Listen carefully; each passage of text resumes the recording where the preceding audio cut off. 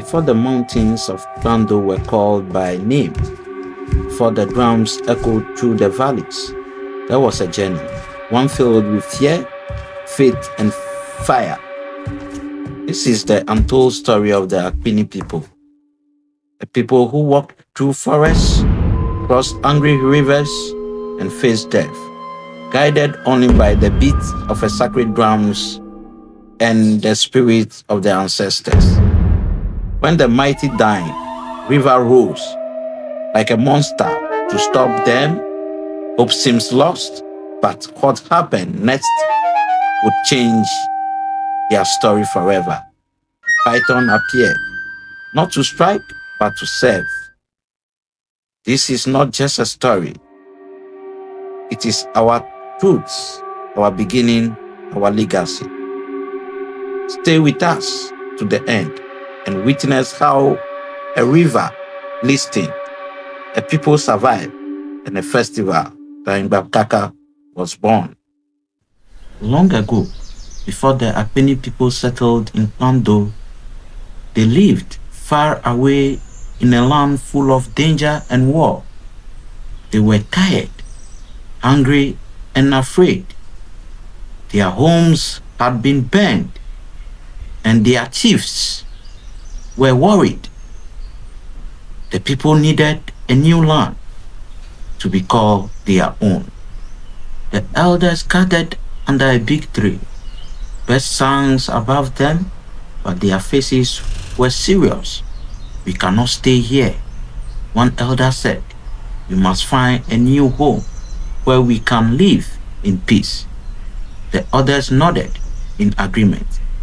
That night, the ancestors appeared to Charlie in his dreams. Wise young man with a strong spirit. He was the best drummer in the land. The ancestors told him, "Lead our people. Follow the sun. We will guide you." They listened carefully and agreed. It was a message from the gods. They packed their things, pots, drums, food, and memories, and began the long journey. The journey was hard. They walked through forests and crossed many small rivers, so people became sick. Others cried because they missed their homes, but Charlie kept playing his drum. The sound gave them strength. The drum beat was like a heartbeat for the people. Boom, boom, boom. It went, reminding them that they were still alive. Even the children danced behind Charlie as they walked. The journey became a little lighter. They passed through valleys where the wind sang with them. The trees whispered story, and animals watched quietly. The people began to believe that their ancestors were with them, guiding every step. One day, they reached a mighty river. Its name was Dying. It roared loudly and looked angry. Rain had made it grow big and wild. The water smashed against rocks and carried broken trees with it. The people stopped. They were scared. "This river is too wild." One woman cried, "How can we cross it with our children?" Another man shouted, "You will drown. You must go back." "How can we cross with our children?" Another man shouted, "We will drown. We must go back." Charlie stood in front of the crowd. His eyes looked across the angry river. He looked a deep breath. Then he said, "We have come too far to turn back. The ancestors are watching us. Let's trust them." Everyone became quiet. The wind blew harder, carrying fear and hope. Charlie took out his drum and placed it on the ground. He closed his eyes and whispered, "Ancestors, we need your help." Then he began to drum. slowly and steady. The sounds of the drum echoed through the forest. The birds stopped singing. The trees stood still. The people held hands and began to sing softly with the beat. Their voices were full of faith. Suddenly, the river began to calm. The waves slowed down. A strange silence covered the area. The people looked around, confused but hopeful. Then something amazing happened. A huge python rose from the far side of the river. Its body was shiny and thick like a tree trunk. It moved slowly and gently across the river, its head held high like a king. The python stretched itself from one side of the river to the other. Its body became firm like a bridge. The people gasped. It's a sign. One elder cried, "The ancestors have answered us." Charlie kept drumming. His hands never stopped. The pythons didn't move. It waited, watching the people with wise eyes. "Cross," Charlie said. "The ancestors have made a way." One by one, the people stepped onto the python's back. First the children, then the women, and finally the men. The python did not shake. It was strong and steady like a rail bridge. Some people cried as they crossed. Others sang softly. The python's body was warmed and smooth. It felt like walking on a path made by the gods. Charlie crossed last, still drumming as he walked. When the last person reached the other side, Charlie stopped drumming. The python looked at him, blinked once, and slowly disappeared into the deep water. The river began to roar again, but the people were safe. They knelt on the ground and gave thanks. "We will never forget this day," the chief said. "From now on, we will honor the God of our forefathers, who sent the sacred python to serve us." The people continued their journey. This time, their hearts were full of joy. They felt stronger. They had seen the power of the ancestors. Even the children began to sing stories about the river crossing. After many days, they reached a land between hills and a great lake. The land was green and full of life. Birds flew above. Rivers flowed gently. The elders said, "This is the land of peace." They built homes with mud and thatch. They planted crops and raised goats and chickens. The people walked together. They laughed again. The land blessed them with food and rain. They named that land Pando. It means the place where we rest. The many people were finally home. They danced under the moon and sang songs to remember the journey. But they never forgot the river crossing. Each year, the people gathered to tell the story of the Python Bridge. They called the celebration Daimbakaka, meaning God of our forefathers. During the festival, the chiefs pour libations to the spirits. He thanks the ancestors and asks for protection. The people wear white cloth and carry old drums, just like Charlie did. The festival began with quiet songs and prayers. The elders tell the story to their children. They teach them about the journey, the river, and the python. You must never forget, they say.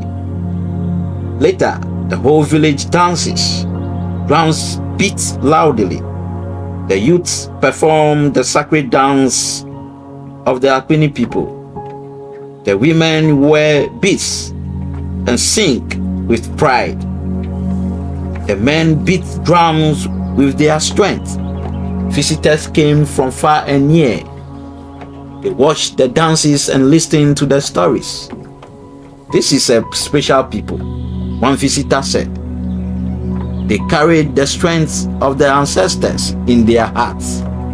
The festival lasts for many days. There is food, music and joy, but the most important moment is when everyone gathers at the river's edge. They throw flowers into the water and sing the ancient song. One elder, bent with age, stands by the river and points. This is where we stood. He says, the river was wild that day, but the ancestors came and we crossed because of faith. The young girl asked, was the python real? The elder smiled. Realer than fear, realer than doubt, was the hand of the ancestors stretched across the water. Another child asked, will it ever come again? The elder looked at the sky. It lives in our story. Every time you remember, it comes again. As night falls, fires are light around the village. People sit in cycles, eating and laughing. Storytellers take turns to tell the tale of Charlie and the python. The children listen with wide eyes. One storyteller holds up a drum. This was our weapon, he says. Not a sword, not a spear, a drum. And it serves us because faith can speak louder than fear. The people of Pando grow stronger every year. They become teachers, farmers, traders, and leaders. But they never forgot the python, the drum, and the day the river listed.